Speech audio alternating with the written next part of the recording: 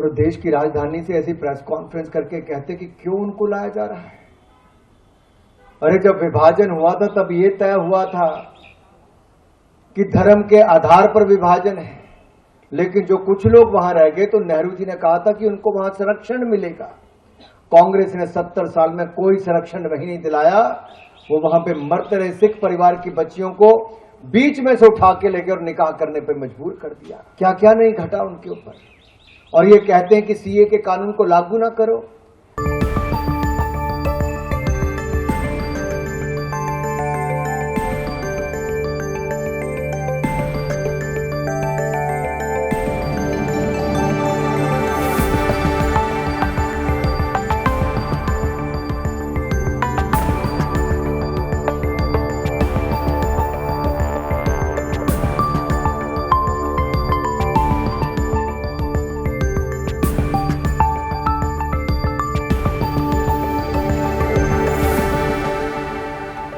मेरे मन को आज इतनी पीड़ा हुई जब मैंने सुबह उनका बयान सुना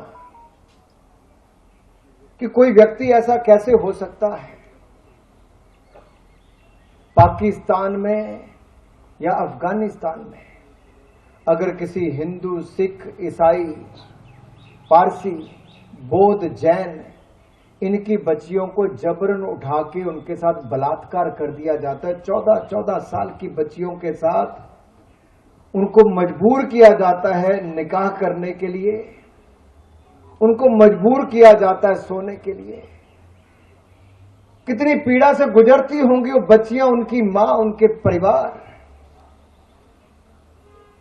क्या उसकी कल्पना वो व्यक्ति नहीं कर पाया जिसकी अपनी बेटियां हैं। किसी मां से पूछो उसके दिल पे क्या बीतती होगी। और देश की राजधानी से ऐसी प्रेस कॉन्फ्रेंस करके कहते कि क्यों उनको लाया जा रहा है। अरे जब विभाजन हुआ था तब ये तय हुआ था कि धर्म के आधार पर विभाजन है, लेकिन जो कुछ लोग वहां रह गए तो नेहरू जी ने कहा था कि उनको वहां संरक्षण मिलेगा। कांग्रेस ने 70 साल में कोई संरक्षण वही नहीं दिलाया। वो वहां पे मरते रहे सिख परिवार की बच्चियों को बीच में से उठा के लेके और निकाह करने पे मजबूर कर दिया। क्या क्या नहीं घटा उनके ऊपर। और ये कहते हैं कि सीए के कानून को लागू ना करो। अरे जो 75 साल तक कांग्रेस नहीं कर पाई, वो नरेंद्र मोदी जी में ही ताकत थी कि उन पड़ोसी मुल्कों में रहने वाले, चाहे वो हिंदू हो, सिख हो, ईसाई हो, पारसी हो, जैन हो, बौद्ध हो, अगर उनके किसी परिवार के साथ प्रताड़ना की जाती है, उनके साथ खिलवाड़ किया जाता है, तो उसको नागरिक देने का काम भारत सरकार करेगी, नरेंद्र मोदी की सरकार करेगी। अरे नागरिकता देने का कानून है, नागरिकता छीनने का नहीं है। अफगानिस्तान में जब गुरु ग्रंथ साहब के खिलाफ और जब तालिबान का वहां पर राज आया, मोदी जी ने 3 बार स्पेशल जहाज भेजा, तब जाके गुरु ग्रंथ साहब लेकर आए। हजारों सिख परिवारों को लेकर आए। आज वो दलित परिवार जो वर्षों से इंतजार कर रहे थे कब उनको नागरिकता मिलेगी, क्या ओबीसी दलित के इस देश में जो पाकिस्तान से आए, क्या उनको अपना हक नहीं है?